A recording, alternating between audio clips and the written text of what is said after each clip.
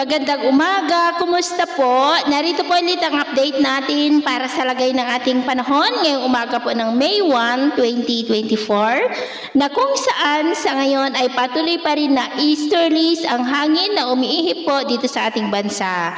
Mayroon pong intertropical convergence zone pero nandyan po ngayon sa may southern part ng Mindanao.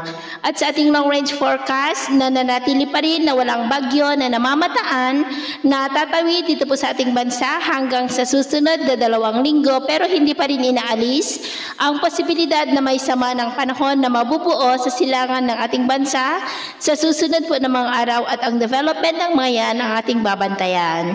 At sa lagay ng ating panahon ngayong madaling araw ay maayos ang panahon sa malaking bahagi ng ating bansa pero may tsansa ng mga isolated rains sa ilang bahagi ng Ilocos Sur, Palawan, Zamboanga Peninsula at dyan po sa may southern part ng Mindanao. At mamaya ay sisikat ang araw sa malaking bahagi ng ating bansa, mainit at maalinsangan muli ang panahon pero may tsansa pa rin ng maulap na kalangitan with isolated rains sa ilang bahagi po ng Quezon, Palawan, Zamboanga Peninsula, Sarangani at dyan po sa may southern part ng Davao del Sur. At mamayang hapon, patuloy pa rin ang mainit at maalinsangan na panahon pero may tsansa pa rin ng maulap na kalangitan with isolated rain sa ilang bahagi po ng Ilocos Region, Cordillera, Northern Palawan, Sulu Archipelago, Zamboanga Peninsula, Maguindanao, Sultan Kudarat, South Cotabato at Sarangani.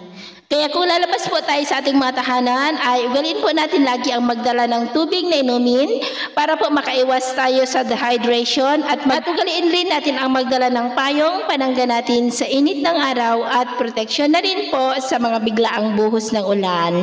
Pag mga baybayin, wala naman po tayong nakataas na namang gale warning signals pero iba yung pag-iingat lamang po kung papalaot tayo para mas makaiwas sa mga sakunang pangkaragatan.